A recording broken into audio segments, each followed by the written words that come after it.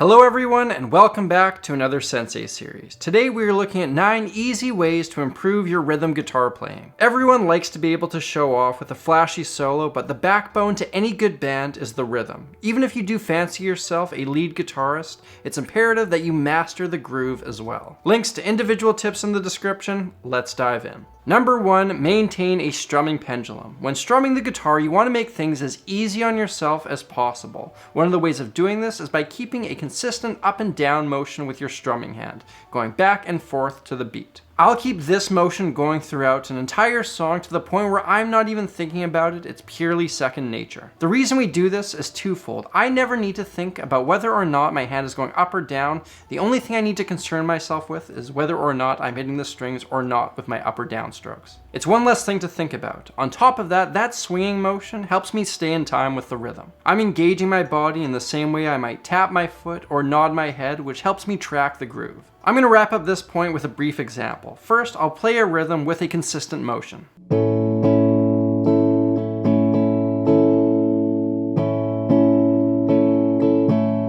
And here's that same rhythm where I only move my hand when I have to play.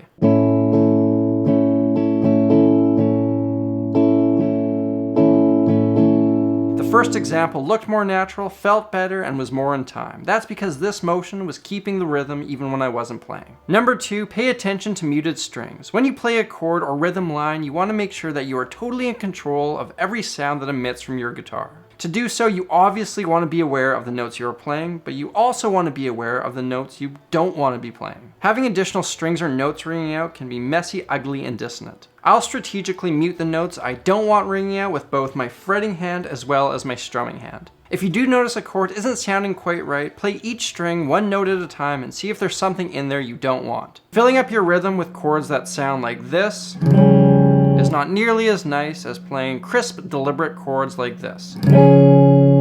Tip number 3, practice with a metronome. If you've watched this series regularly, then you knew this one was coming. And even if I sound like a broken record at this point, I bring this up so often because it's such an important concept. A metronome is a tool like this that keeps a steady beat for you. You can speed it up or slow it down as you please. It sharpens your internal clock so that when you aren't playing with the click, you'll be better at keeping a steady pulse. On top of that, it also gets you listening to an external sound source. When we're practicing, we're often very focused inside our own instrument. All we really hear is the sound coming out of our own guitar. Of course, when you're playing with a band, you want to hear all your bandmates as clearly as you hear yourself. The question then often arises, well, how do I practice with a metronome? The answer, incorporate it in as much as you can. If you start off each practice session playing a song that you're familiar with, well, instead of doing it by yourself, do it with a metronome. If you're running scales, do them with a metronome. If you're practicing improvising a solo, do it along with a metronome. If you're jamming with your buddy, you guessed it, do it with a metronome. Make an effort to incorporate it in everything you do, get creative with it, and you will thank me later. Next up, number 4, analyze your motions. We want to be as efficient and fluid in our hand movements as possible. Everyone has a different way of strumming, and I'm not going to focus on any certain technique. However, one of the things I have noticed among the greats is that whatever they play, it seems effortless.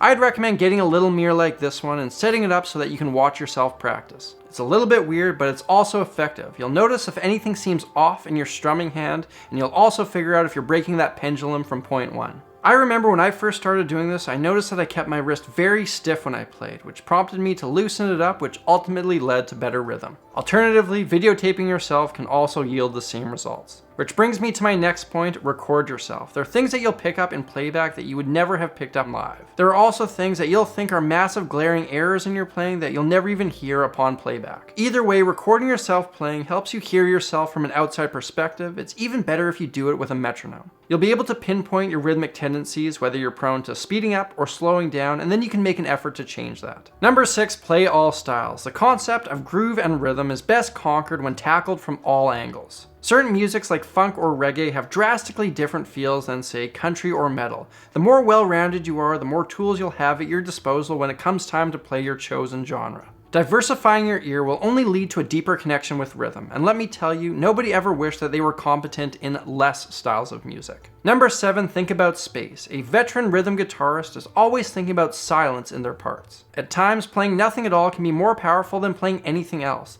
It also creates contrast with the busier sections, which makes them seem more powerful. You want to make sure that everything you do supports the main feature of the song, not take away from it. Here's an example of a guitar part.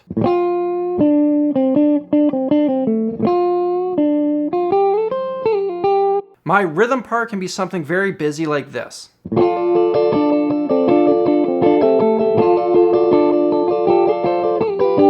But this doesn't allow that section to breathe and is a little too busy, and this is without even adding drums, bass, piano, or whatever other instruments I'm going to put into the mix. Maybe something simpler would work better.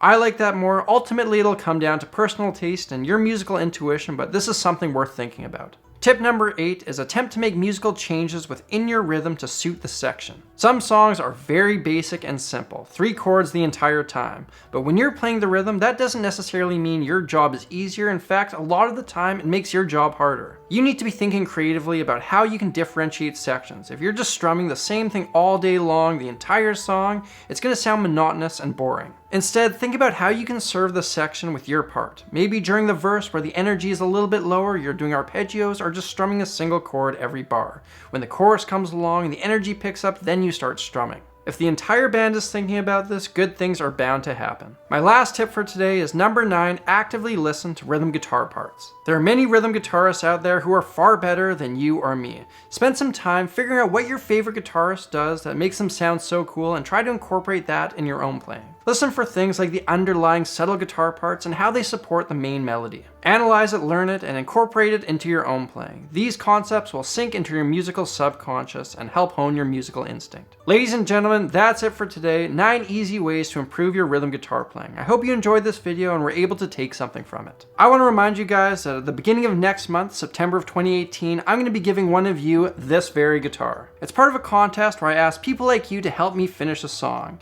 To find more about that and how to enter, hit that link over there. I'm Samurai Guitarist. Thank you all again for watching, and I will see you soon.